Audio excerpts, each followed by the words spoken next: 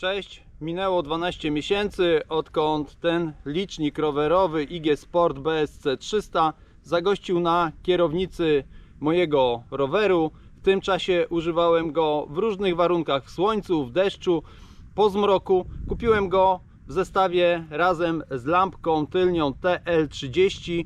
W tym filmie opowiem Wam o tym, jak ten licznik działa, jak sprawuje się jego kolorowa nawigacja, jak sparowałem ten licznik z zegarkiem Garmin Forerunner 255, a na końcu zrobię mały test, który porówna odczyty modułu GPS pomiędzy zegarkiem Garmin i licznikiem BSC 300. Zapraszam.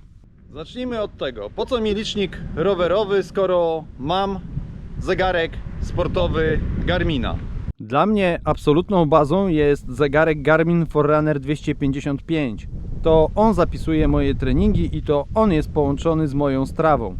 Jednak zerkanie na nadgarstek podczas szybkiej jazdy czy zjazdów jest niewygodne i niebezpieczne. Dlatego BSC 300 pełni u mnie rolę wyświetlacza pokładowego. Zegarek transmituje moje tętno bezpośrednio do licznika.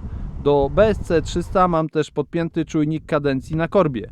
Dzięki temu na kierownicy tuż przed oczami mam pełną kontrolę nad prędkością, dystansem, tętnem, kadencją i oczywiście nawigacją.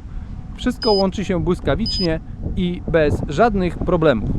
To, co od razu rzuca się w oczy w wersji BSC 300, to kolorowy wyświetlacz. I muszę przyznać, robi robotę. Niezależnie od tego, czy słońce świeci prosto w ekran, czy jadę w nocy przez ciemny las, dane i mapa są zawsze dobrze widoczne.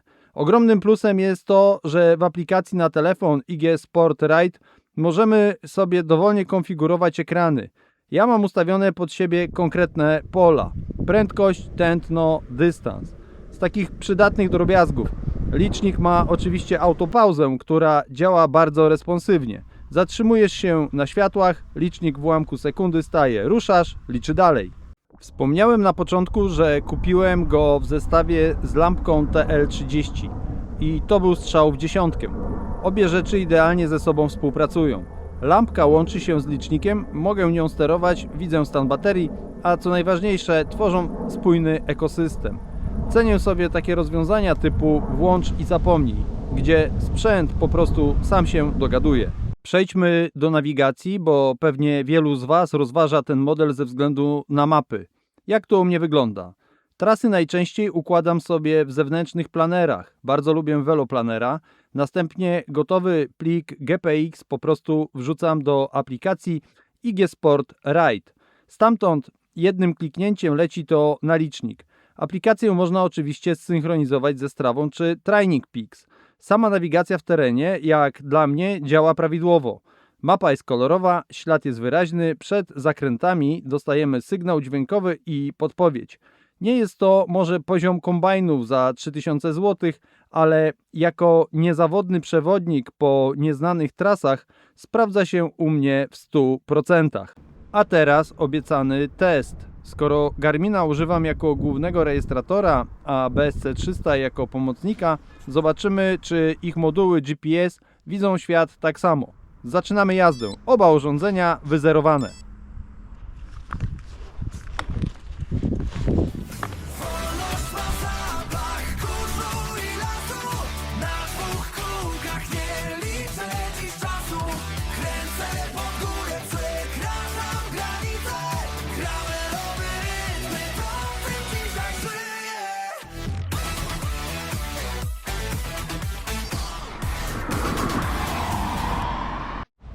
Także tak, przejechałem ponad 20 km i na tym samym dystansie IG Sport BSC 300 pokazał 20 km 330 metrów, natomiast Garmin pokazał 20 km 430 metrów.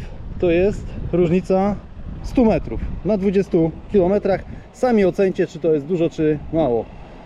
Po roku użytkowania licznika IG Sport BSC 300 mogę powiedzieć, że spełnia on moje oczekiwania. Przede wszystkim pokazuje prędkość, pokazuje mi na bieżąco dane o tętnie z Garmina, pokazuje kadencję z korby, no i steruje tylnią lampką TL30, a także dzięki nawigacji prowadzi mnie przez nieznane trasy.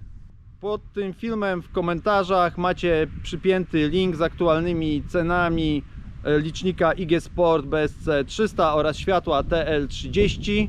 Dajcie także znać w komentarzach, jakich liczników używacie, a może macie właśnie licznik BSC 300, a także napiszcie o swoich doświadczeniach.